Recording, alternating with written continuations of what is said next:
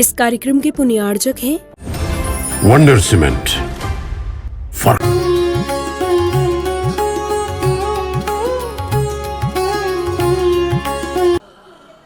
जय श्री ओम नमः सिद्धेभ्यः सर्वमंगलमांगल्यं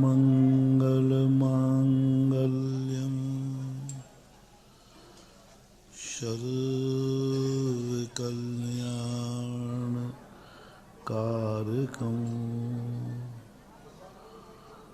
प्रधानं सर्वधर्माणां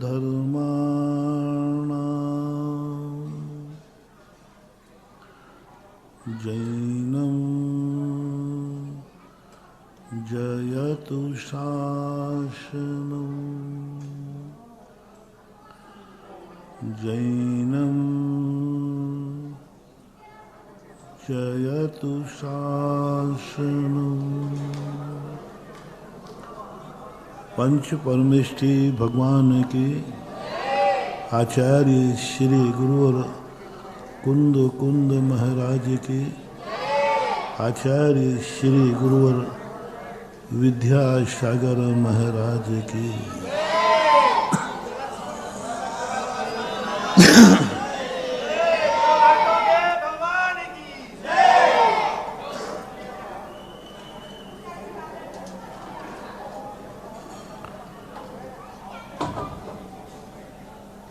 सुखी व्यक्ति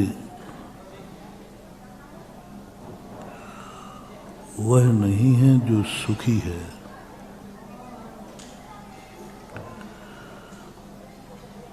गुणवान व्यक्ति वह नहीं है जो गुणवान है, अमीर आदमी वह नहीं है जो अमीर है,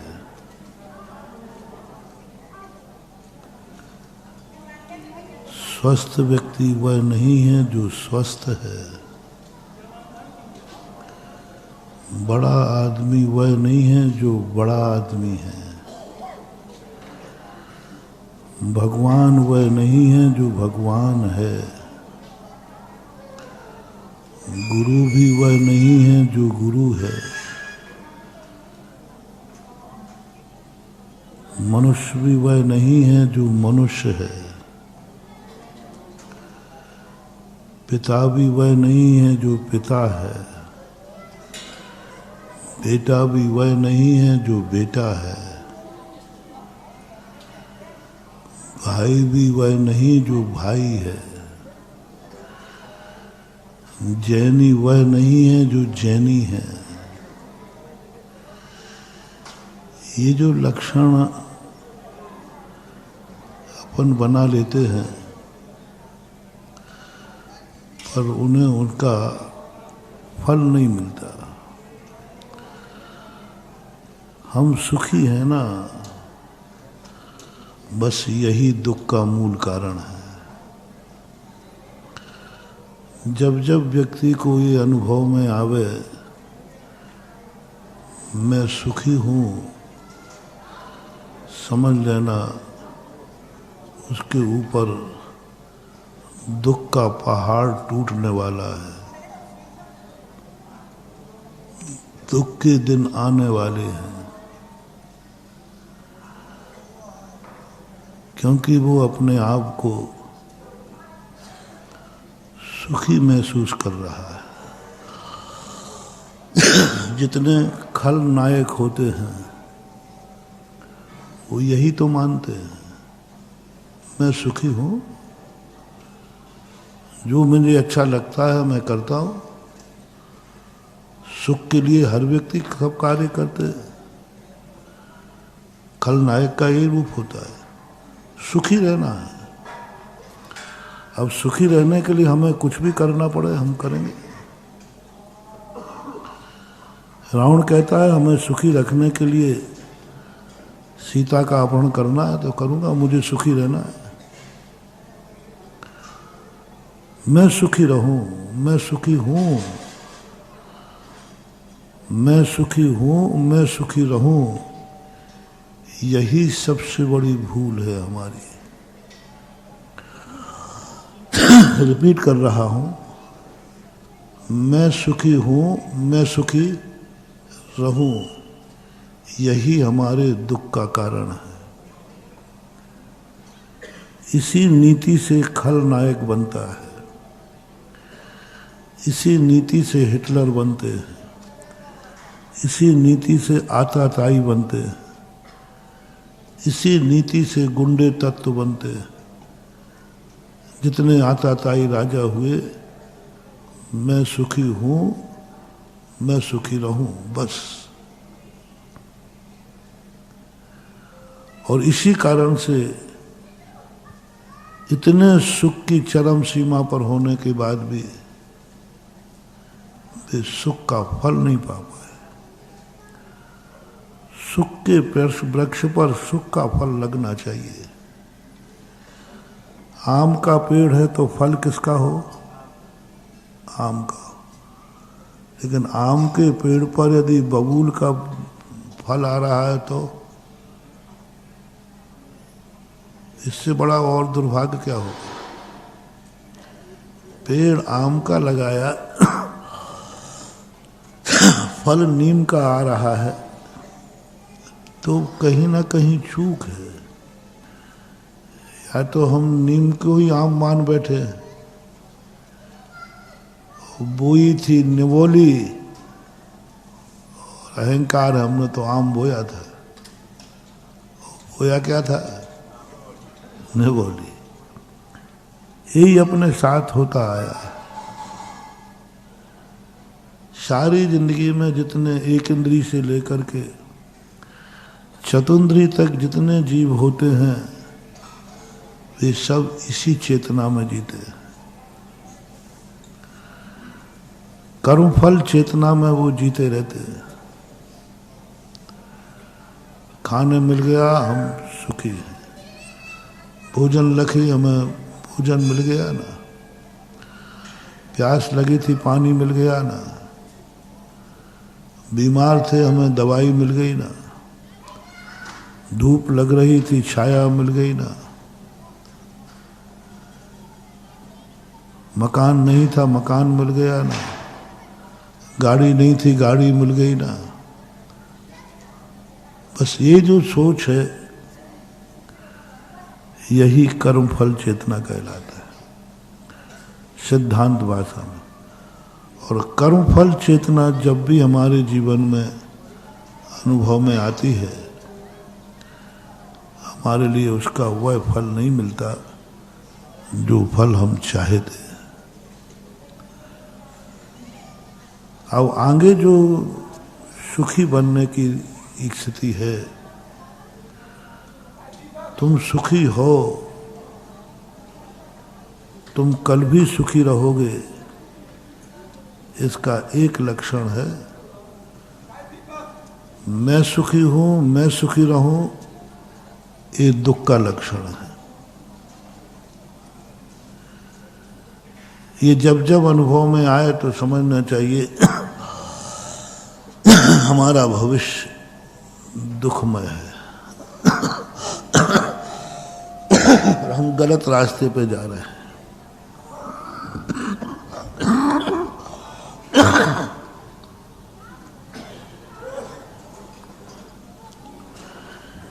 थोड़ा सा परिवर्तन करते हैं।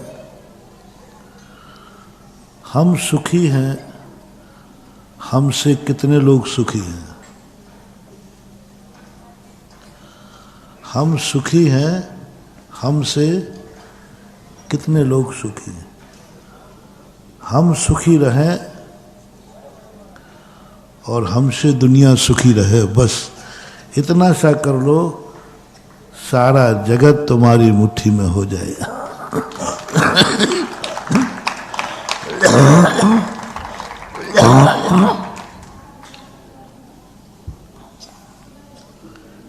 मैं ये नहीं कह रहा हूं कि तुम दुखी रहो, दुनिया को सुखी रखो, नहीं नहीं। ये बात तो तुमसे कहेंगे तो तुम कहोगे महाराज जी आप रहने दो, ये प्रवचन आप अपने पास रखो। क्योंकि मुझे मालूम है, यदि ये मैंने कह दिया कि तुम दुखी रहो, दुनिया को सुखी चाहो। मैं दुखी रहूं तो रहूं, दुनिया खुशी रहना चाहिए। मैं गरीब रहूं तो रहूं, दुनिया अमीर रहना चाहिए, नहीं होना चाहिए। मेरे पास कुछ भी ना हो, दुनिया के पास सब कुछ हो। यदि ये प्रवचन दूं तो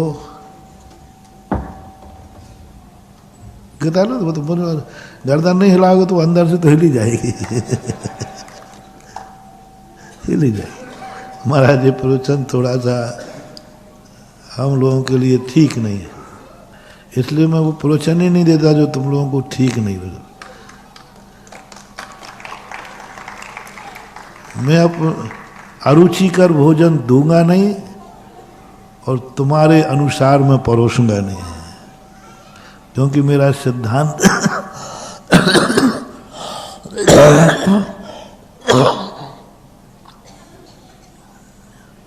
गुरु कभी शिष्य की इच्छा पूरी ना करे, यदि गुरु है तो।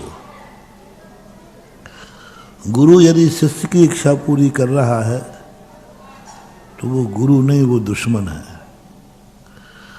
माँ कभी बेटी की इच्छा पूरी ना करे। मैंने कई बार इस पर प्रवचन दिए, चतुर्मास में भी। कभी माँ बेटे की इच्छा पूरी ना करे, कभी ये नहीं कहे बेटा बोलो तेरी क्या इच्छा है, कभी नहीं बोलना। ये अच्छी माँ का लक्षण नहीं है। और बेटे को भी मैंने कहा, कभी माँ से अपनी इच्छा पूरी नहीं कराना। माँ कहे भी बेटा बोल क्या खाएगा आज, कभी भूलकर मुंह मत खोल देना, भूल करके मुंह मत खोल देना। हाँ, यदि मुंह खोल नहीं है तो होटल में चले जाना।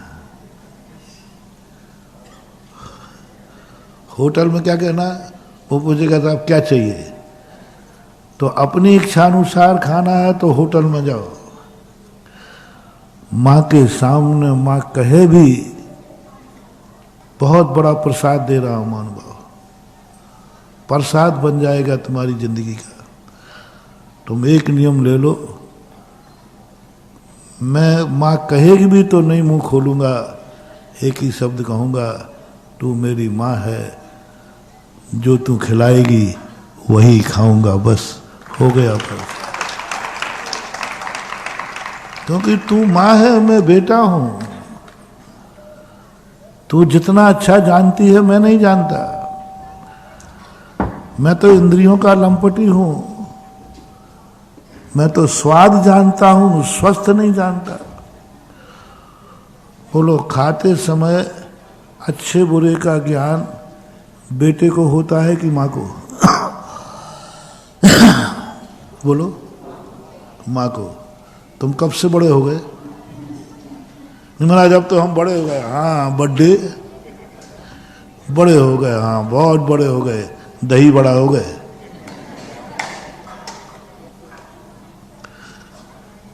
माँ के सामने जो स्थितियां हैं कभी नहीं व्यक्त करना।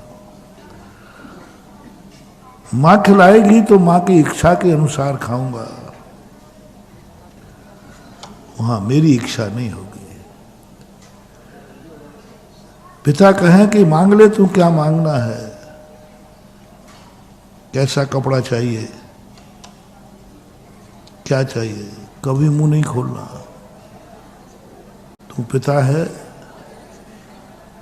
जितना अच्छा तू मेरे संबंध में सोच सकता है उतना मैं भी अपने संबंध में नहीं सोच सकता। एक बेटा अपने संबंध में जितना सोच सकता है उससे कई गुना बेटा सोच सकता है। इसी प्रकार कभी गुरु कहे, बोलो शिष्य क्या चाहते हो, मांग लो, कभी मुंह से निकाल मत देना।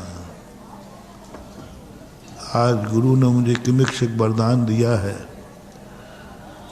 समझ लेना गुरु हमसे नाराज है। गुरु हमसे नाराज है और गुरु ने हमारा विनाश निश्चित कर दिया। क्योंकि गुरु ने ये कह दिया मांग लो क्या मांगना है। समझ लेना कि गुरु तुमसे बहुत नाराज है और तुम उनकी सीमाओं को पार कर चुके हो। कभी भूल करके नहीं कहना। गुरु के सामने कभी मुंह मत खोलना। गुरु महाराज आप मेरे गुरु हैं, मैं चेला हूं। बोलो शिष्य में ज्यादा ज्ञान है या गुरु में?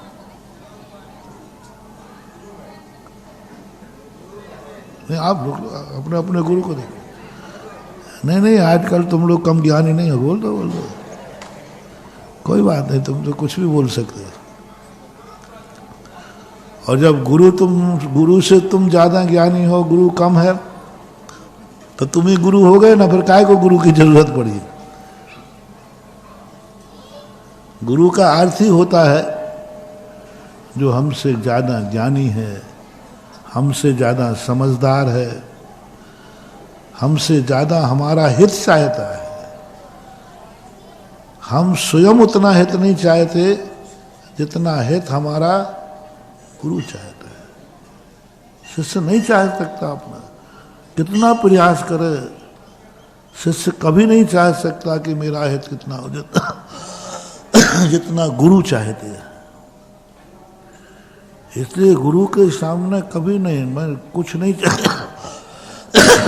मेरी कोई इच्छा नहीं है, मेरी यही इच्छा है कि मैं तेरी हर इच्छा पूरी करूं। जो सोचाएगा वह सोचूंगा, जो दिखाएगा वह देखूंगा, जो सुनाएगा वह सुनूंगा, जो कराएगा वह करूंगा, जिस रास्ते पर ले चलेगा उस रास्ते पर चलूंगा।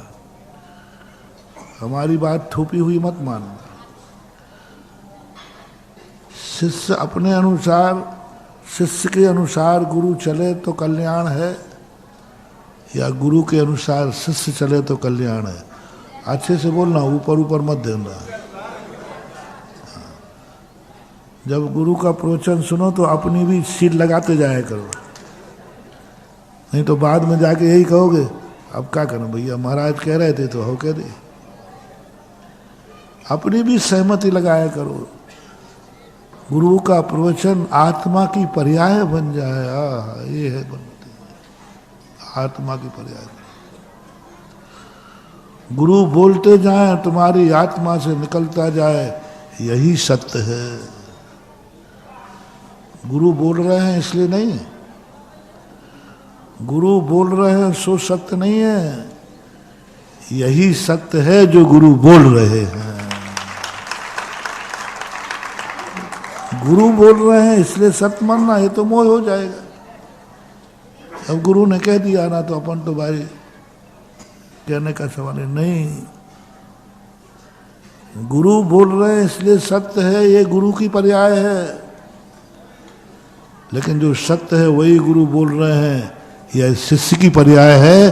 और गुरु का प्रवचन अब शिष्य का प्रवचन बन गया, आत्मा की पर्याय बन गई। हे भगवान का स्वरूप ऐसा है, ये भगवान की पर्याय है। यही स्वरूप सच्चा है, यह भक्त की पर्याय है।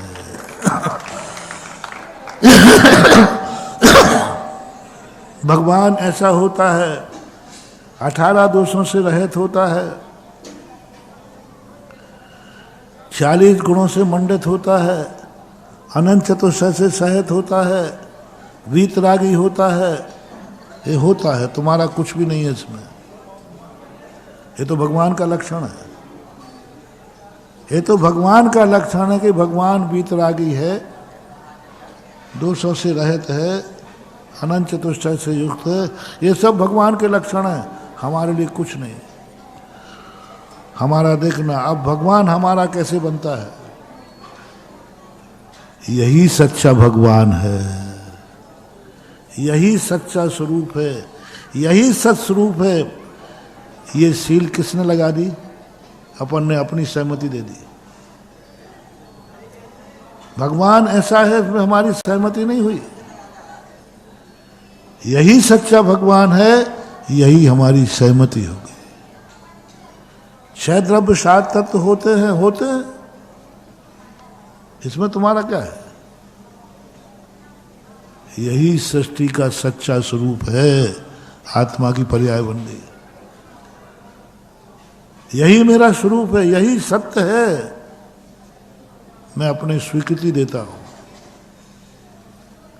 जैसे अभी मैंने कहा कि तुमने कहा कि गुरु मेरे से ज्यादा समझदार है,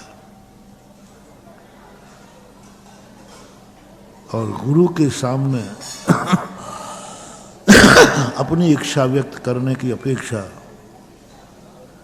गुरु जो बताए उस मार्ग पे चलना है।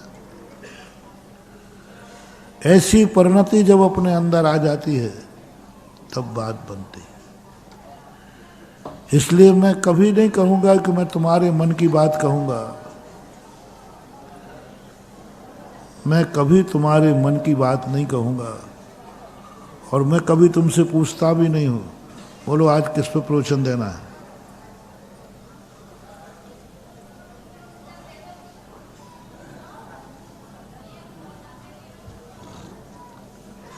किस पे प्रवचन दूं आज? 3-4 दिन के बाद दे रहा हूं ना। तो कोई सटोरिया बैठा हो रहा, बोलो महाराज सट्टे के नंबर पे आप प्रवचन बोलो। और कोई मंडी का व्यापारी बैठा होगा तो बोले महाराज जी ये बता दो कौन सी गोदाम से माल भर लूं। नहीं, बहुत बड़ी बात है। प्रवचन सभा में यही मन लेके आओ, गुरु जो सुनाएगा वह मुझे सुनना है, और उसी को मैं सत्य सिद्ध करके आऊंगा। मीटिंग में आते हो ना आप लोग,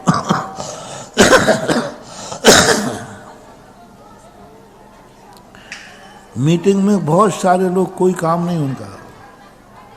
विधानसभा में आपने देखा, जो लोग मुखिया होता है उसकी चलती है। सब लोग काहे के लिए बैठे रहते हैं? समर्थन के लिए, कि मेरा मुखिया प्रस्ताव रखेगा, और क्योंकि मुखिया का प्रस्ताव रख सकता है, मान्य तो जब ही होगा जब सबका समर्थन होगा। तो मीटिंग में कुछ लोग आना पड़ता है, बहुमत से प्रस्ताव पास करना, कोरम, क्या बोलते, कोरम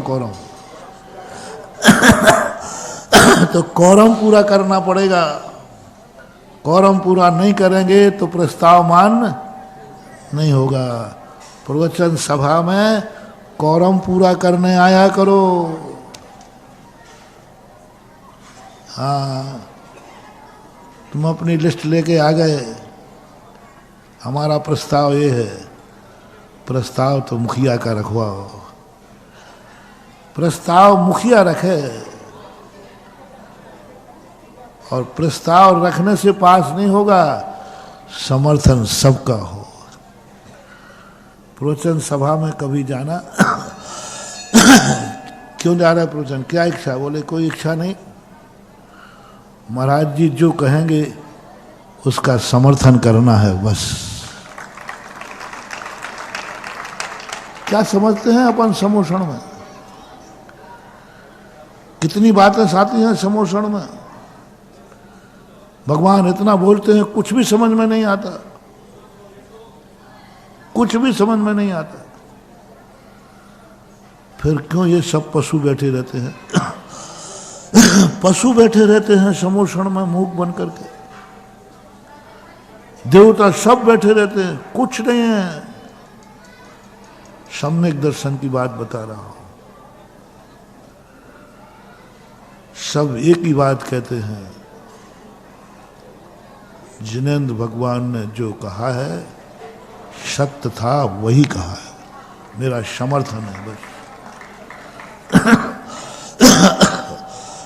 अब इस समय देखिए कुछ नहीं करता, समर्थन करता है, अपनी एक वोट देता है। मैं दावे से कह रहा हूं जो भगवान ने कहा है वही सत्य है, मेरा समर्थन है। मैं सत्य को जानता नहीं हूं, लेकिन भगवान कह रहे हैं। देखो बच्चों को कुआं से अलग करो, बच्चे भी देखो देखो वो देखो सारे बच्चे। एक वॉलंटियर को वहां बैठा ले।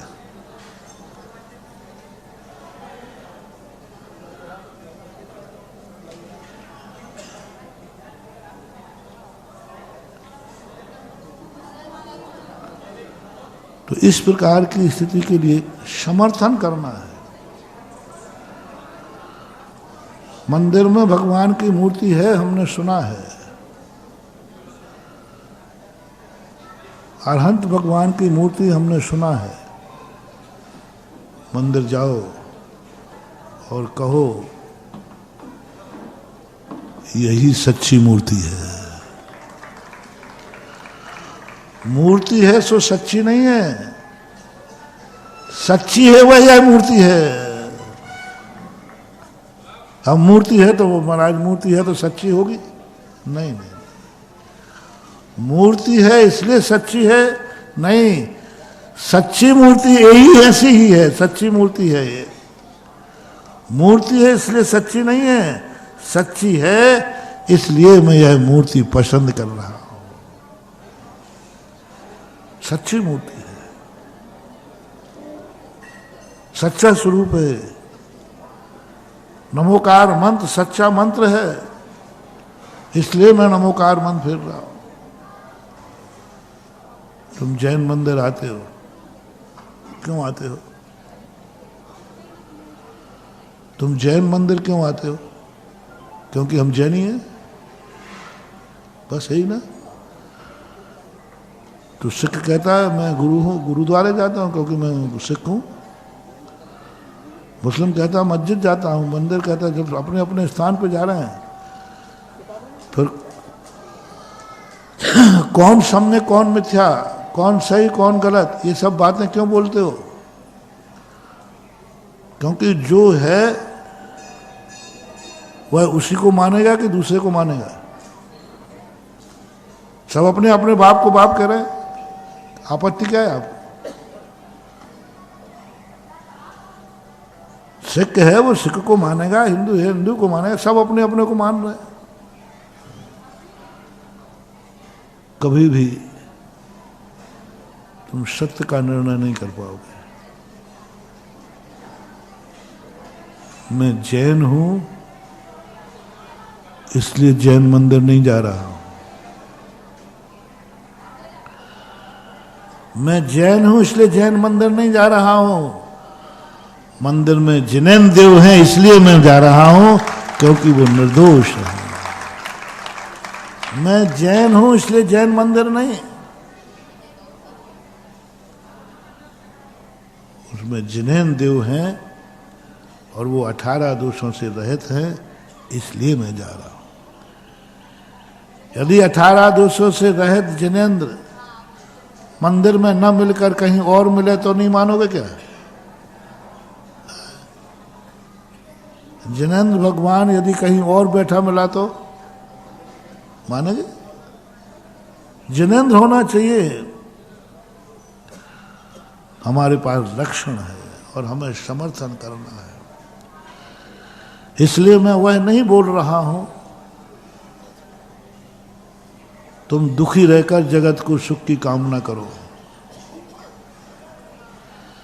लेकिन यह भी नहीं बोल रहा हूं कि तुम अपने आप को सुख की कल्पना करो।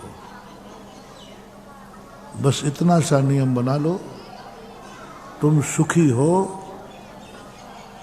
बस तुम्हें अनुभव हो गया मैं सुखी हूं। दूसरा पेपर, मेरे से कितने लोग सुखी हैं? मैं सुखी हूं, रिपीट कर रहा हूं, मेरे से कितने लोग सुखी हैं, ये है बड़े आदमी का लक्षण। अब आप अपनी वोट बढ़ाओ, नोट बढ़ाओ, नोट।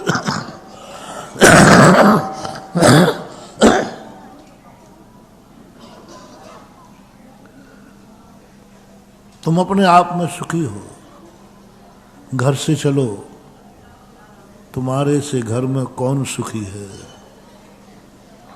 एक नंबर, क्या तुम्हारी माँ तुमसे सुखी है? क्या तुम्हारी माँ तुमसे सुखी है? तुम्हारी नहीं बोल रहा हूं, वो तो हमने निषेध कर दिया। यदि तुम अपने आप में सुखी हो तो ये सुख का लक्षण नहीं है, तुम्हारा भविष्य दुखमय है, तुम्हारा भविष्य उज्जवल नहीं है। क्योंकि तुम्हारे मन में क्या भाव आ गया? मैं सुखी हूं। मैं कह रहा हूं कितने सुखी हूं, पहला नंबर दे रहा हूं, एक एक नंबर बढ़ाते जाना। तुम सुखी हो कि नहीं? ये क्या तुम्हारी माँ तुमसे सुखी है?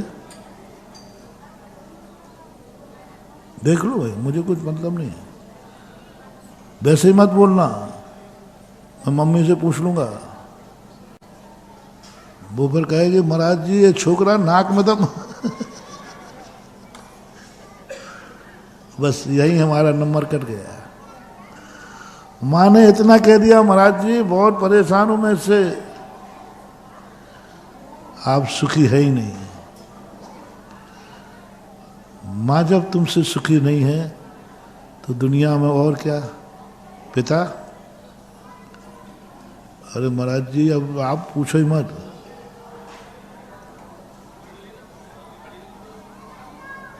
कितने लोग सुखी? पत्नी, पूछ लो।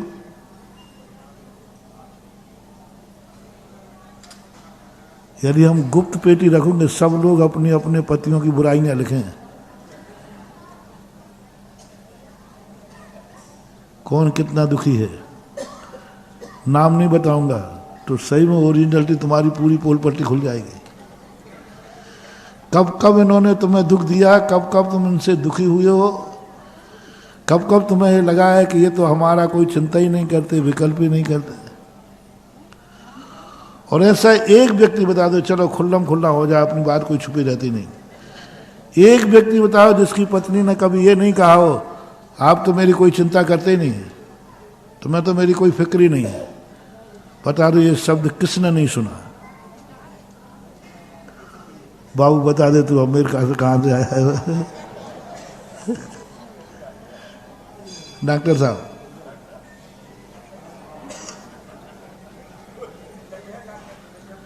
दादाजी से पूछ लो।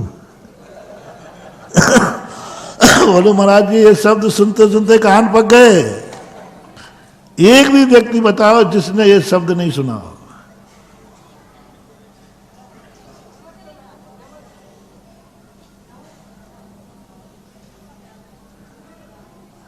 तुम्हें बता, तुम भाई मुरादा भाई, अम्मा ने ये नहीं कहा, वो हो ही नहीं सकता। मैं शब्द ही ऐसा छोड़ता हूं जिसमें तुम कहा हो। बस यही तो करना है, यही नंबर देना चाहता हूं मैं आज होली के मौका पर। होली है भाई, होली है, खुशी की होली है। ये नंबर तुम बढ़ा सको, अभी 2 दिन है तुम्हारे पास। इस बार की होली में ये नंबर बढ़ना चाहिए, मैं सुखी हूं, मेरे से कितने सुखी हैं। ऐसी बात नहीं है, मैं इनको क्लीन चिट नहीं दे रहा हूं। तुम्हारी भी गुप्त वोटें डलवाई जाए तो तुम्हारी भी सारी पोल पट्टी खुल जाएगी, ध्यान रखना। कितने बार तुम इनको परेशान करती हो, ऐसे ऐसे टॉर्चर करती हो कि बेचारे को रात नींद नहीं आती। हाँ, बड़े गजब की टॉर्चर करते हैं, ध्यान रख रहे हैं। कई लोग रो पड़ते हैं मेरे पास आके। बस यही भूल हो रही है। क्या बेटा तुमसे सुखी है? क्या भाई तुमसे सुखी है? अभी घर की बात चल रही है। क्या रिश्तेदार तुमसे सुखी है? क्या पड़ोसी तुमसे सुखी है? क्या मोहल्ला तुमसे सुखी है? पूरा ग्राम तुमसे सुखी है? प्रांत तुमसे सुखी है? क्या देश तुमसे सुखी है? जितना जितने तुम्हारे सुखी बढ़ते जाएं, आप मल्टी करके नंबर बढ़ाते जाना अपने आप में, मल्टी करके बढ़ाते जाना। और फिर आ जाना धर्म पर, अभी पूरे नंबर नहीं। क्या गुरु तुमसे सुखी है? पहली बात तो गुरु है कि नहीं, अभी तो यही आफत नहीं है। क्या पता, अभी अनाथ बैठे हो तो क्या पता। यदि गुरु है, ओहो महानुभाव, बहुत बड़ी चीज है, बहुत बड़ी चीज, बहुत ऊंची बात कह रहा हूं। जिंदगी में एक ही बात सोचो, मैं सुखी हूं, क्या मेरा गुरु मेरे से सुखी है? क्या जितना हमें गुरु को पाकर गर्व है, क्या मुझे पाकर गुरु को भी गर्व है कि नहीं? यही तो बात है। एक पिता को पाकर के बेटा गर्व कर सकता है, तो क्या बेटा कह सकता है पिता कि मुझे बेटा पाकर गर्व है? यही तो करना है। पिता को पाकर के तो अनेक बार बेटा को गर्व हुआ है, लेकिन बेटे पर पिता को गर्व हो जाए, बेटे का पुत्रत्व सफल हो जाता है। गुरु को हम गुरु पाकर बहुत गौरवान्वित हैं, हमें गुरु मिल गया, ऐसी बात नहीं है कि गर्व गुरु को नहीं होता। गुरु भी अपने शिष्य पर गर्व करता है। क्या हमसे गुरु खुश है? हम तो खुश हैं गुरु को पाकर के। क्या मुझे पाकर के गुरु खुश है? बस ये है नंबर। मैं गुरु को पाकर खुश हूं, इसमें नंबर सामान्य है।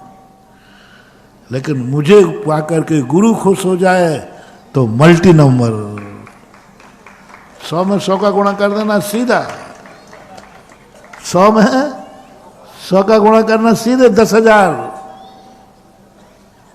क्या हमें पाकर के, क्या जिनवाणी माँ हमसे खुश है?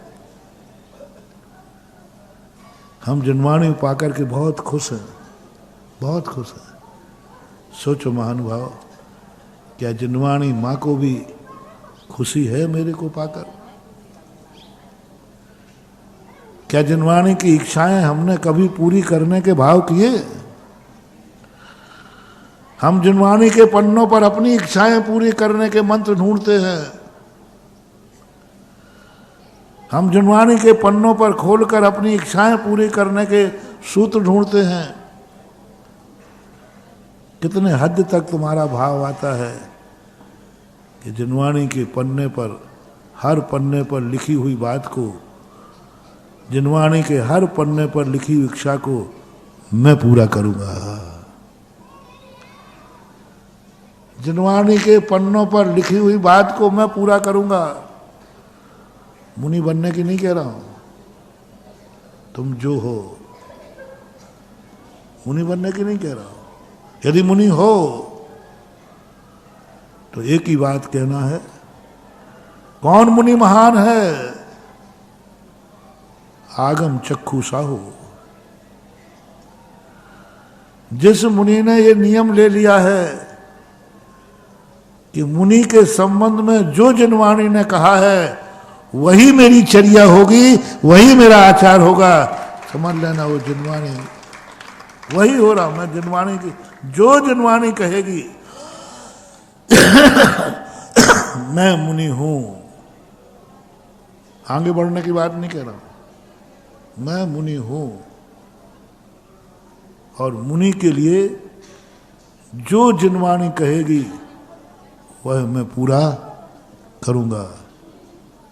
महानुभाव, सच्ची जिनवाणी पा करके हम उतने नंबर नहीं ले पाएंगे, लेकिन जिनवाणी के पन्नों पर जो लिखा है मुनि पद का, उस चर्या को मैं पालन करूंगा। मल्टी कर लेना, 10,000 गुणित 10,000।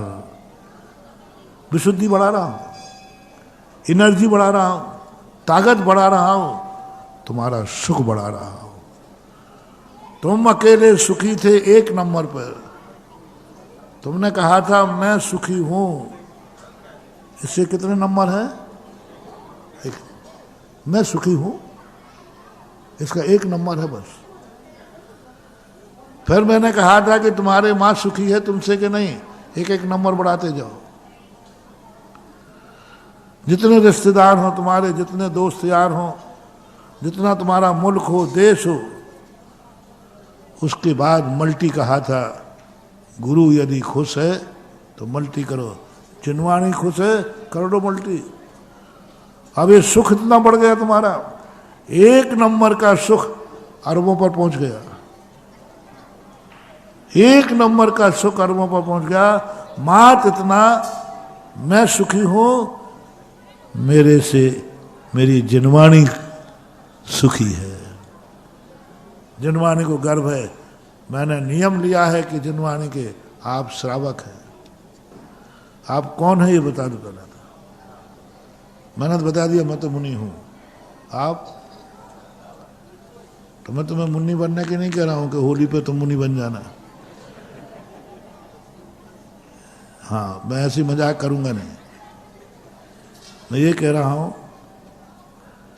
कितना ही संकल्प करना है, मैं श्रावक हूं और श्रावक के संबंध में जो जिनवाणी की इच्छा होगी वही मेरी जिंदगी होगी। मैं इच्छा के अनुसार, जिनवाणी की इच्छा के अनुसार मेरा श्रावक धर्म होगा, क्योंकि मैं श्रावक हूं। मल्टी कर लीजिए। ऐसे ही भगवान के संबंध में, क्या भगवान हमसे खुश है? हम भगवान को पाकर बहुत खुश हैं। बहुत आनंद आता है कि मुझे वीतरागी भगवान मिले।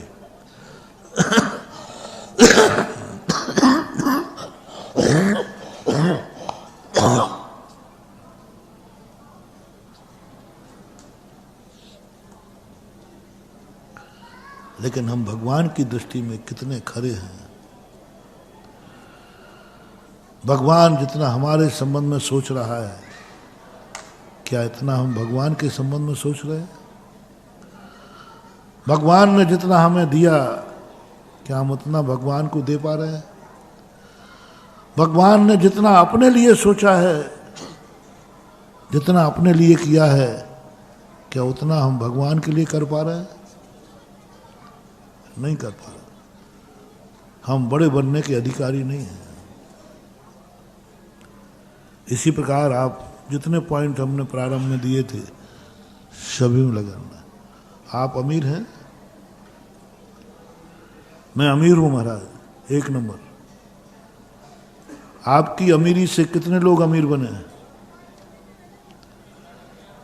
आपकी अमीरी से कितने लोग अमीर बने हैं? आपकी आजीविका से कितने लोगों को आजीविका मिली? आपके व्यापार से कितनों को रोजी रोटी मिली? यह सवाल है। महाराज मेरा व्यापार बहुत अच्छा चल रहा है। बहुत खाता पीता, बहुत अच्छी कमाई सब खा रहा हूँ, कोई मतलब नहीं है। ये आजीविका नहीं है, ये तो पशुओं के पास भी होती है। पेट तो पशु भी भरते हैं कि नहीं? तुम कहो महाराज मेरा धंधा पानी अच्छा चल रहा है, मेरी आजीविका अच्छी चल रही है, कोई फर्क नहीं पड़ता, है तो सब पशुओं के पास भी चलती है। तुम्हारी आजीविका से मोटिवेशन, तुम्हारी आजीविका से कितने लोगों की आजीविका है? तुम्हारी कमाई से कितने लोगों के पेट भर रहे हैं? तुम्हारी कमाई से कितने लोगों के परिवार चल रहे हैं? तुम्हारी कमाई से। अमीरी का लक्षण। आज भी अमीर, कल भी अमीर रहोगे। मैं अमीर हूं ना महाराज, इतने ही काफी है। भविष्य अंधकार में है। रावण ने भी यही कहा था।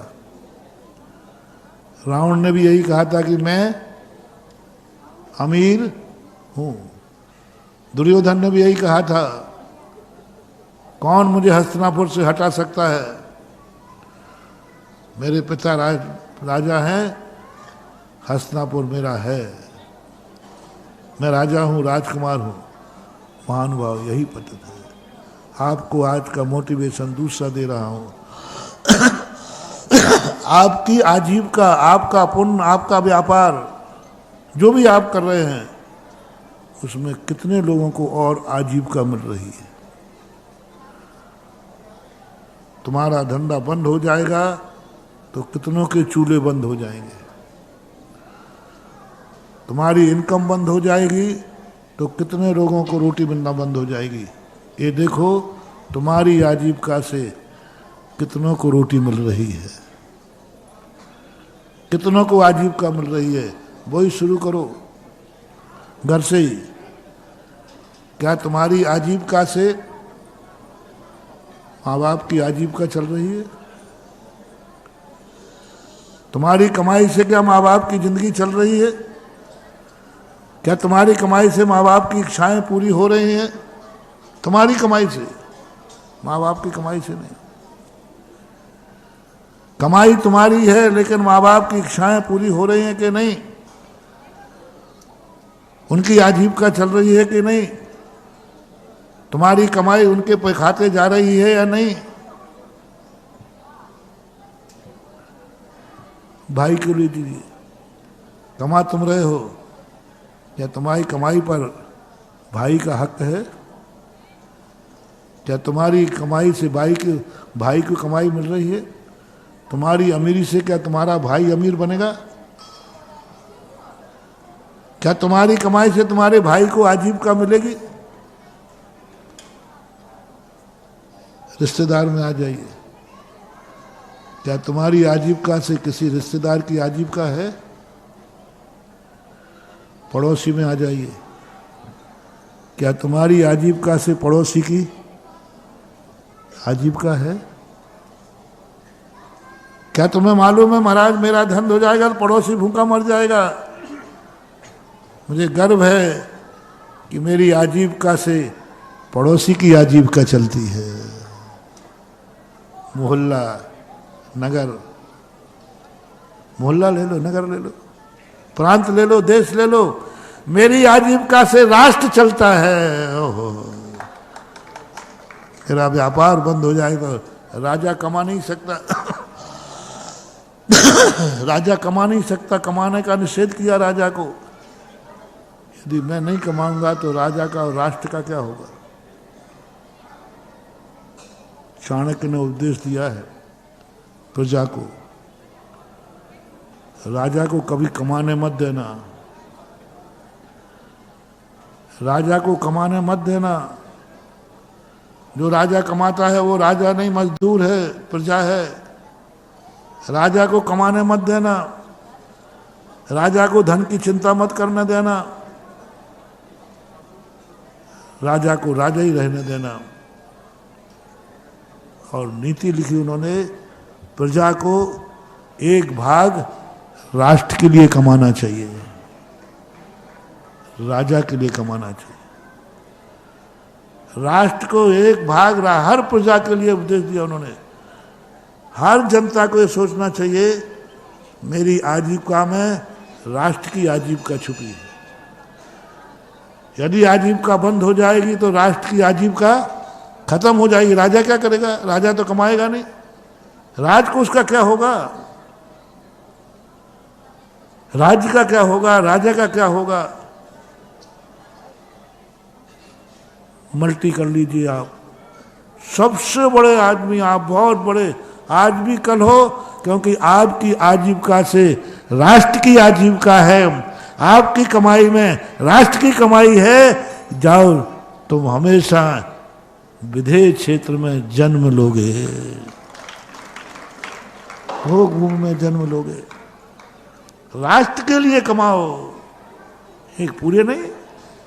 मेरी आजीविका में राष्ट्र की, हम सब धंधा बंद कर देंगे तो राष्ट्र का क्या होगा? देश के यहां तो कोई खेती होती नहीं। राजा की इनकम क्या है? टैक्स। राष्ट्र की इनकम क्या है? और तो कोई है ना। राजा के पास धंधा कौन सा है? क्यों भाई, भारत के राष्ट्रपति के पास कौन सा धंधा है? राष्ट्रपति की फैक्ट्री कौन सी है? राष्ट्रपति की नहीं, घर की नहीं, राष्ट्रपति की कोई फैक्ट्री नहीं। प्रजा है, हम ये सब फैक्ट्री, आप सब राजा की फैक्ट्री हैं। आपका जो कुछ भी कमाई है उसमें 1 शेयर राजा का है। मेरे से राष्ट्र खुश है, मेरी कमाई से राष्ट्र की अमीरी है। अब थोड़ा इससे बाहर आओ। क्या तुम्हारी कमाई में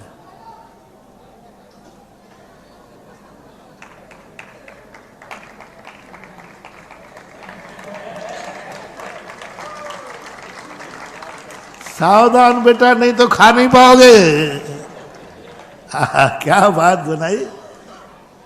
नहीं मेरी आज क्या बात है। जैन श्रावक खेती करता हुआ भी असंख्यात गुणी निर्जरा करता है। जब एक बात मैंने सिद्धांत में पढ़ी कि जैन श्रावक व्रतमा लेने के बाद नियम से असंख्यात गुणी निर्जरा करता है, तो उन्हें खेती कर रहा है, तो व्यापार धंधा कर रहा है, वहां क्या उसमें भी भाव कर रहा है। इस खेत में गेहूं पैदा होगा, इस खेत में सब्जी उगेगी और मैं चौका लगाऊंगा, महाराज आएंगे। जो श्रावक, जो भक्त महाराज को कमाने दे, उस श्रावक का बेटा गर्ग है। मुझे तो कोई मानता, मैं तो कमा लूंगा। मुझे तुम निकम्मा समझ रहे हो क्या? हम लोग निकम्मे नहीं है रे, कमा के जानते हैं। और मेरे संबंध में तो आपको भी मालूम है। हाथ में रेखा देख लो, कमाई की है कि नहीं।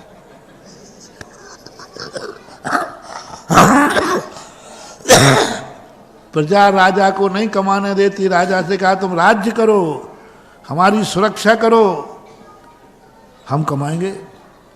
इसी प्रकार भारतीय संस्कृति में भक्त कभी गुरु को कमाने नहीं देता। गुरु को कमाना पड़े तो मैं तो कमा लूंगा बेटा, लेकिन तुम्हारा बेटा जब भंडा झार हो जाएगा। जिसका गुरु कमाते हुए मिले, जिसका गुरु कमाते हुए मिले, जिसका गुरु अपनी आजीविका के लिए कमावे, उस चेले का भंटा झार है। गुरु का जो होगा तो वो तो बात की बात है, लेकिन तुम्हारा क्या होगा। इसलिए श्रावक ने कहा नहीं महाराज, आप हमारे रहते हुए आपकी आजीविका की, आपको रहने के लिए, आपके आहार के लिए, आपकी व्यवस्था के लिए आपको चिंता करना पड़े। पूरा जैन साधु के संबंध में उठा के देख लीजिए। जैन साधु की पूरी चरिचर्या किसने हाथ में ले ली? पूरी जिम्मेवारी उसकी है। यहां तक कि हार नहीं होवे तो रोवे वो, मेरा हार नहीं हुआ, रो रहा है तो पट्टा। अब मैंने कहा भैया हम साधुओं के हार नहीं होते तो हम लोग रोवे, तुम क्यों रो रहे हो? वो यही तो आनंद है। राज आपके अंतराय होने से आपका कुछ नहीं बिगड़ रहा, बिगाड़ तो हमारा हो रहा है कि हमारा दान पुण्य नहीं लग पाया। क्या आपकी कमाई में सावधान तुम्हारे गुरु की आजीविका है? क्या तुम्हारे भोजन में गुरु का अंश है? क्या तुम्हारी व्यापार में गुरु के लिए कुछ अंश है? देख लो, सोच लो। तुम काहे के अमीर हो? नियम से जैन श्रावक कहता, हाँ हमारी कमाई में गुरु का अंश है, मेरी कमाई बंद हो जाएगी, मेरा सब कुछ बंद हो जाएगा तो गुरुओं का क्या होगा? सम्यक दृष्टि। चिंता उसको ये नहीं होती मेरा धंधा बंद हो जाएगा तो मेरा क्या होगा। सम्यक दृष्टि कहता है यदि अनाज नहीं आया, अकाल पड़ गया, तो मेरे महाराजों का क्या होगा। भद्रबाहु के समय यही हुआ। प्रजा को वो कोई चिंता नहीं है, उनका है कि मैं मरूंगा तो मर जाऊंगा, लेकिन महाराजों का क्या होगा। हमारे मरने से क्या होता है, मर जाएंगे, लेकिन महाराजों का क्या होगा। ये विकल्प श्रावक के मन में आता है। मेरी आजीविका में, मेरे व्यापार में साधु संतों त्यागी वृत्ति मेरे गुरुओं की भागीदारी है। जाओ मल्टी कर लो, तुम्हारी अमीरी 1 नंबर पे थी, अब करोड़ों गुने पे अमीरी पहुंच गई, क्योंकि तुम्हारी शेयर में गुरु का शेयर है। आपकी कंपनी में गुरु का शेयर है कि नहीं, बस इतना सी बात है। भले आपकी दुकान काय की है, मुझे इससे मतलब नहीं है, परचूनी की है, जनरल स्टोर है, काय की है, जो तुम्हारी है कि नहीं, उसमें गुरु का अब शेयर है कि नहीं। आओ कह दो, अभी छापा पड़वाऊं तो सब पता चल जाए कि नहीं। इतने लोग होंगे अभी ललितपुर में कहो जिन्होंने जिंदगी में कहो मुनिराज की अंजलि में एक गिलास भी नहीं रखा होगा। मिल जाएंगे, कुछ नहीं मिल जाएंगे। मत करो रे गलती, तुम अमीर रह जाओगे लेकिन भविष्य अच्छा नहीं है। तुम महाराज के भागीदार बनाए बिना अमीर रह जाओगे, लेकिन भविष्य रावण के समान हो जाएगा, रावण के समान हो जाएगा। अपनी हर कमाई में अपने गुरु का शेयर रखो। पैसे से नहीं कह रहा हूं, आजीविका। जो अधिकार तुम्हारे क्षेत्र में है उस अधिकार का उपयोग करना। जिनवाणी का, जिनवाणी माँ है, क्या तुम्हारी उस कमाई में जिनवाणी का भी अंश है? कैसे निकम्बे लोग हैं, माँ बाप के बेटे में तो, माँ बाप के संपत्ति में तो बेटे का हिस्सा होता है। ये तुम्हारी नीतियां रीतियां हैं। और धर्म नीति आज मैं कह रहा हूं, क्या बेटी की कमाई में माँ बाप का हिस्सा है? कानून बताओ मुझे। माँ बाप की कमाई में बेटे का हिस्सा है कि नहीं? बोलो। अरे बेटा का महाराज बिटिया का भी है। आजकल तो ऐसा आ गया शायद, है ना, बेटी का भी है। पर मेरा इतना शेयर और करो, कोई वकील बैठा हो, क्या बेटा और बिटिया की कमाई में माँ बाप का भी हिस्सा कानूनन अनिवार्य है? इसी का नाम है कलयुग, इसी का नाम है संसार। यहीं डूब रहा है सारा संसार, यहीं भविष्य का नाश हो रहा है। हर माँ बाप, हर बेटे बिटिया ने माँ बाप की कमाई में अपना हिस्सा कर दिया, कानून ने कर दिया, लेकिन बेटा बिटिया की कमाई में माँ बाप का हिस्सा अनिवार्य नहीं किया कि बेटा तुम कमाओगे, जितना जिंदगी में माँ बाप ने कमाया वो बेटा बिटियों में बटेगा। कानून बांटेगा। माँ बाप नहीं देंगे तो उन्हें देना पड़ेगा। धर्म नीति देखना महानुभाव, धर्म नीति कहती है बेटा से, बिटिया से, तेरी कमाई में भी माँ बाप का हिस्सा होना चाहिए, अनिवार्य नियम से माँ बाप का हिस्सा होना चाहिए बेटे की कमाई में। सच्चा बेटा है तो वही परसेंट होना चाहिए जो माँ बाप की वसीयत का बंटवारा होता है। बेटा कहे मम्मी पापा मेरी वसीयत, मेरी पारा कमाई में तुम्हारा भी हिस्सा बराबर का रहेगा। जितना पत्नी का रहेगा उतनी माँ का रहेगा। ओह, इस होली में ये विधेयक पास हो जाए तो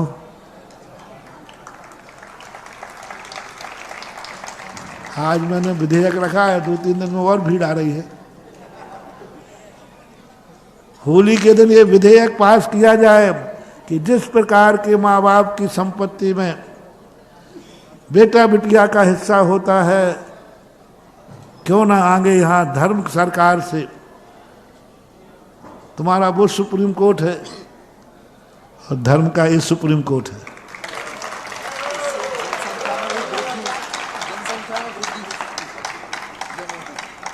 इस सरकार के द्वारा प्रस्ताव रखा जा रहा है कि हर बेटा बिटिया की कमाई में, आजीविका में माँ बाप का हिस्सा होगा। सोचो कभी ऐसा हो तो, कल्पना बताओ भी ऐसे। अच्छा साइड इफेक्ट बताओ, नुकसान बताओ।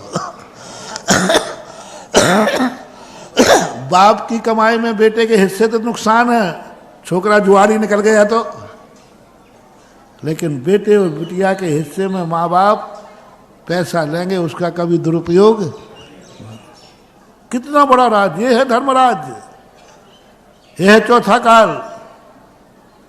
बेटे बिटिया की कमाई में क्या माँ बाप का हिस्सा है? यदि तुम दे सको तो जाओ, मैं आशीर्वाद देता हूं, आज भी अमीर हो, कल भी अमीर रहोगे।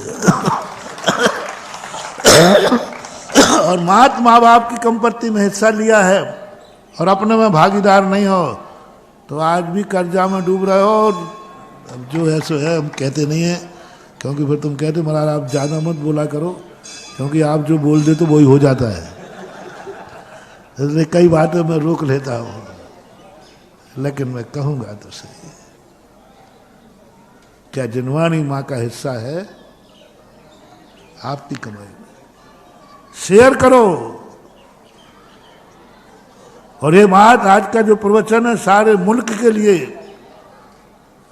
यदि ये हो जाएगा सारे देश में शांति शांति हो जाएगी, सब तरफ की शांति, क्योंकि बेटा बिटिया की संपत्ति पर माँ बाप का हिस्सा है। और नहीं बने कानून तो हर बेटा मेरा भक्त, हर बेटा अपना भक्त घर में आज फैसला करेगा, मेरी संपत्ति पर जितना अधिकार, जितना हिस्सा मेरी पत्नी का है उतना ही हिस्सा मेरी माँ का रहेगा। बराबर करना, मैं ज्यादा नहीं दिला रहा हूं।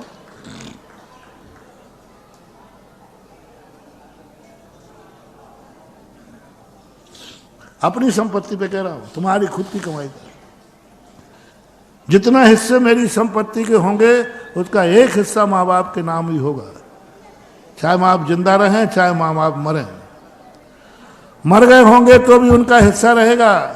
माँ बाप के मरने के बाद भी यदि माँ बाप नहीं दे पाते हैं तो बोलो संपत्ति का हिस्सा बढ़ता है कि नहीं? मान लो माँ बाप की आकस्मिक मृत्यु हो गई तो बोलो फिर संपत्ति बढ़ती कि नहीं? इसी प्रकार माँ बाप यदि मरण को प्राप्त हो गए तो माँ बाप के नाम से जगत में कोई कार्य किया जाएगा, लेकिन माँ बाप का हिस्सा रहेगा। मान लो माँ बाप चले गए, अदरवाइज नहीं जाए, लेकिन कुदरत को कौन रोकता है?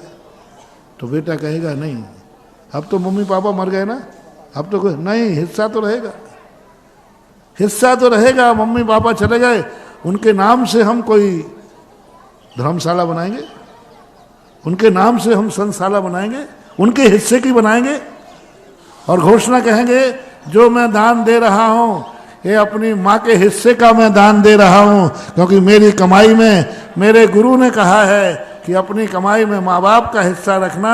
मैं उनके हिस्से का कमीशन, उनके हिस्से का जो भागीदार है वो यहाँ दे रहा हूं। कल्पना करो महानुभाव, ऐसा होगा तो क्या होगा? नेगेटिव बोलना अच्छा, पॉजिटिव मत बोलो। नुकसान क्या है?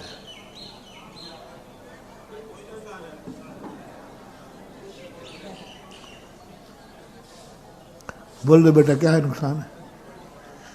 मुझे तो कोई नुकसान दिख नहीं रहा है, चिंता मत कर, माँ बाप हैं वो तुम्हें खिला देंगे, वे तुम्हारा नहीं खाने वाले हैं। है पर अपन को करना है। क्यों लोग माँ बाप के मरने के बाद लोगों ने प्रश्न किया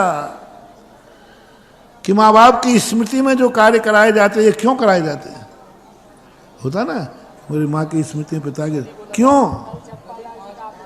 कल चंपालाल जी का क्यों? यही तो है आगे बात, उसका पैटर्न बदला है, पैटर्न बदल दिया। हिस्सा कह के ना, माँ बाप के मरने के बाद हर अच्छा बेटा सोचता है कि मैं माँ बाप की स्मृति में कुछ बनाऊं, और स्मृति में बना रहा है, इसका अर्थ उसने अपनी संपत्ति में हिस्सा दे दिया। 2 हिस्सा अपने माँ बाप को।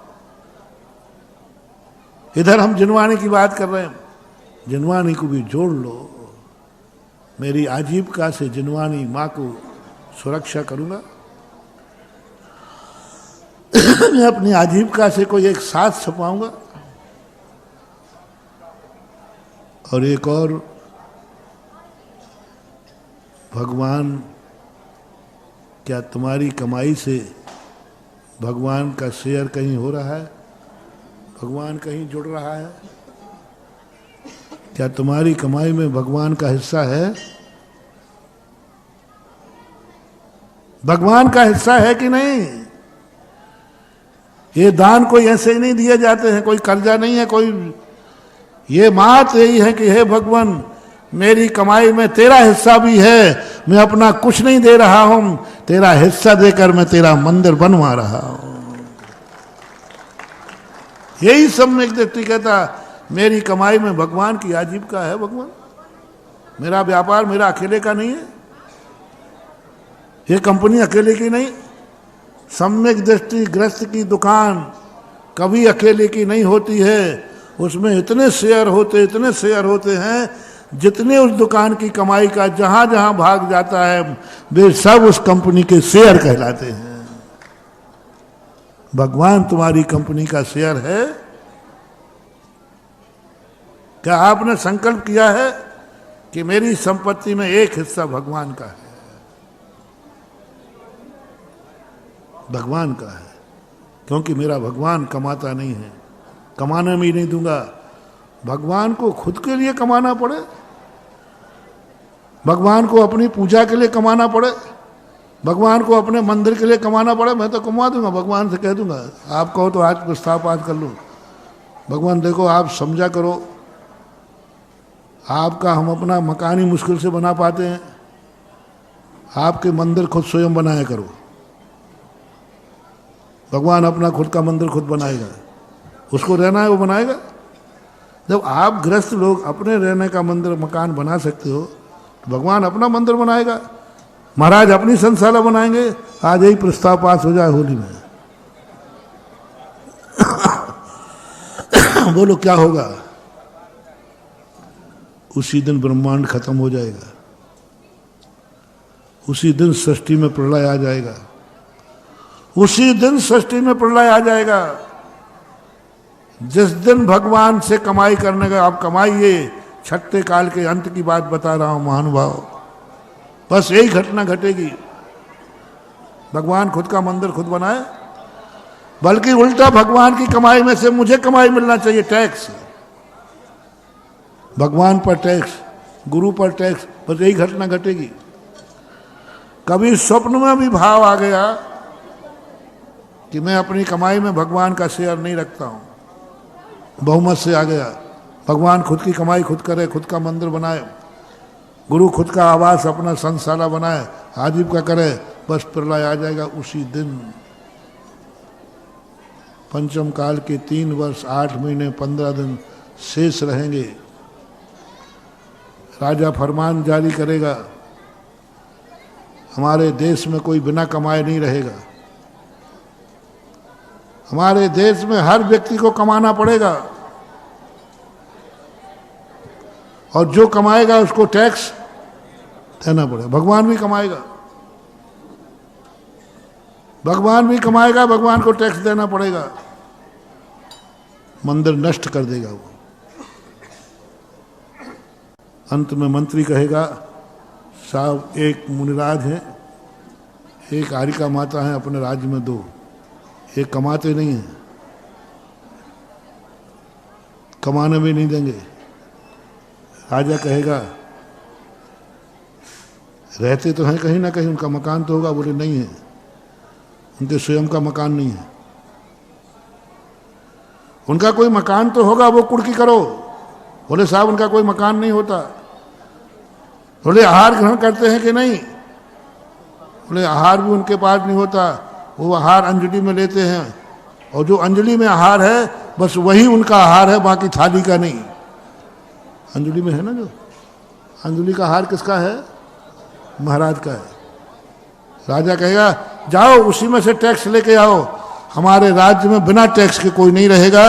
बस राजा का मंत्री जाएगा, महाराज के हाथ से गिलास उठाएगा, उसी समय तुरंत अग्नि खत्म हो जाएगी, छठे काल की शुरुआत हो जाएगी, और 2, एक आरिका और एक मुनि, एक श्रावक साहब का अन्न जल का त्याग कर देंगे, 3 दिन तक जीवित रहेंगे, समाधि हो जाएगी, समाधि होकर प्रथम स्वर्ग में जन्म लेंगे, और यहाँ अकाल शुरू हो जाएगा।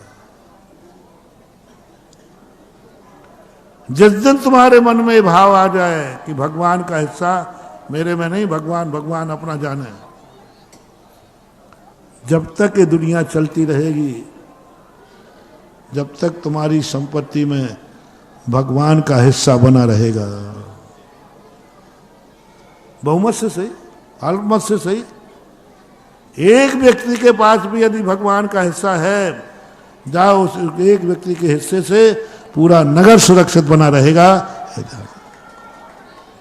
इसलिए अपने सुख में, अपनी अमीरी में, अपने व्यापार धंधे में मेरा सबसे कहना है, भगवान को एक शेयर होल्डर बना लेना, एक शेयर डालना कि भगवान इस आजीविका में तेरा भी हिस्सा है, मेरी आजीविका ही तेरे काम आएगी। गर्व से कहो, एक कंपनी में मैं ही सुखी नहीं हूँ, मैं ही अमीर नहीं हूँ, इस कंपनी से भगवान भी अमीर है, मेरे घर में ही सोना नहीं है, इस आजीविका से भगवान के मंदिर में भी सोना जड़ा हुआ है, मेरे घर के तिजोरी में सोना नहीं रखा है, भगवान का छत्र भी सोने का है, भामंडल सोने का है, वेदी सोने का है, ये सब सोने का है, मेरा सोना मैं भगवान का हिस्सा है।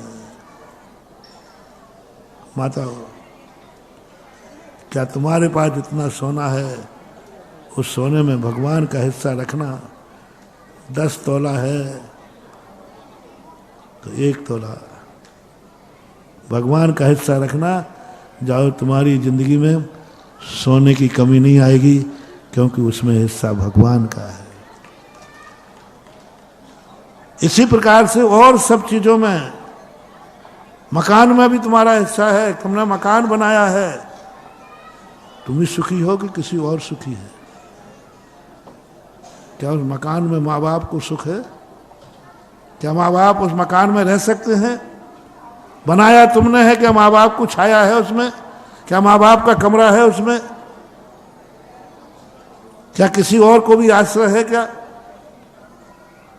क्या उस मकान के में एक शेयर है कि मेरा मकान बनेगा तो मेरे गुरु का भी एक कमरा बनेगा, मेरा मकान बनेगा तो मंदिर में भी एक ईंट लगेगी, ये है मकान का शेयर, मेरा मकान बनेगा तो मंदिर की भी एक दीवार उठेगी, मकान में भगवान का शेयर हो गया। मेरे मकान में 1 लाख ईंट लगेगी, 1000 ईंट मंदिर में भी लगेगी। मेरा 1 करोड़ का मकान बनेगा तो 1% कितने हो जाएंगे? 1 लाख तो सही, इतने ही सही, 10% हो जाए तो बड़ी कृपा हो जाए। कोई बात नहीं, मैं तो अभी कुछ नहीं बोल रहा हूं, शेयर करो, 1% का सही शेयर होगा मेरे मकान में, और जिस मकान में भगवान का शेयर हो वो मकान तुम्हारा ही नहीं है, भगवान का है। भूकंप भी आएगा तो कहेगा इस मकान को मत छेड़ना, इसमें भगवान का शेयर है। हो सकता है ऐसा बोलना, भगवान का शेयर है। इसी प्रकार से तुम्हारे मन में और भी कितनी चीजें जो हमने प्रारंभ बताई थी, उन सब चीजों का आप अपने से संबंध मत जोड़ो, इसका विस्तार करो, इसकी खेती करो। वह व्यक्ति महान होता है, वह व्यक्ति सुखी होता है। कैसे लोग होते हैं, आज भी सुखी है, कल भी सुखी रहेंगे। आज भी अमीर हैं, कल भी अमीर रहेंगे। आज भी अच्छे हैं, कल भी अच्छे रहेंगे। तुम में कोई अच्छाई है, तुम धर्मात्मा हो। चलो परमार्थ की तरफ से थोड़ी देर चर्चा कर लें। तुम धर्मात्मा हो, मैं धर्मात्मा हूं, इससे कोई फर्क नहीं पड़ता, कोई फर्क नहीं पड़ता। क्या तुम्हारे धर्म से कोई दूसरा धर्मात्मा बना? क्या तुमने ऐसा धर्म पाला कि दूसरा पाल लेवे? उस धर्म में किसी का शेयर है कि नहीं? मेरे मंदिर जाने से एक व्यक्ति और मंदिर जाने लगा, क्या तुम्हारे मंदिर के शेयर में तुम मंदिर जाते हो? क्या तुम्हारे साथ बेटा भी जाता है मंदिर में शेयर? नहीं, मैं तो अकेला जाता हूं, मुझे कोई से मतलब नहीं है। हाँ ठीक है, जाते रहो, 1 नंबर मिलेगा। तुम्हारे धर्मात्मा होने पर, मंदिर जाने पर किन किन का शेयर है? मंदिर जाने से किन किन का शेयर है? बेटे का, मंदिर जाने से पड़ोसी का, मंदिर जाने से गुरु का। मंदिर जाएंगे, हो सकता है उसी समय गुरु महाराज कमंडल में पानी की इच्छा कर रहे होंगे। मंदिर जाने के नियम से महाराज की भी आवश्यकता की पूर्ति कर दूंगा अनायास के। हो सकता है महाराज के ऊपर कोई संकट आ रहा हो तो मंदिर में महाराज हैं, लीजिए। आपके मंदिर जाने में महाराज का शेयर हुआ कि नहीं? और ऐसा मौका आ सकता है कि नहीं? अनायास तुम दर्शन करने जा रहे थे, उसी समय महाराज की कोई विपत्ति थी, हो सकता है कि नहीं? महाराज का शेयर हो गया। भगवान का शेयर मंदिर जाने में। हम भगवान के दर्शन करने जाते हैं, भीड़ देख करके भी भगवान की महिमा बढ़ती है, बढ़ती कि नहीं? कई लोग दुकान में भीड़ देख के चले जाते, बोले क्या, अरे भाई इतने लोग मूर्ख थोड़ी हैं। तुम्हारे मंदिर जाने से, और तुम बड़े आदमी हो, बड़ा आदमी जब मंदिर जाता है, भरत चक्रवर्ती ने देव दर्शन के नियम में कितनी बड़ी प्रभावना की। उसके देव दर्शन के नियम से एक खंड में जब उसने जाकर के सुबह उठकर धोती दुपट्टा पहनकर अभिषेक किया, नमस्कार किया, अनेक मिलेक्षी राजा देख के दंग रह गए। क्या है राजन, आप तो सबसे बड़े थे, ये क्या देख रहा हूं मैं? तब भरत चक्रवर्ती ने संबोधन किया, अनेक मिथ्या दृष्टि सम्यक दृष्टि बन गए, जिनेन्द्र देव का भक्त बन गया है आपके देव दर्शन में भगवान का शेयर। इस कार्यक्रम के पुण्यार्जक थे वंडर सीमेंट, फर्क नजर आएगा।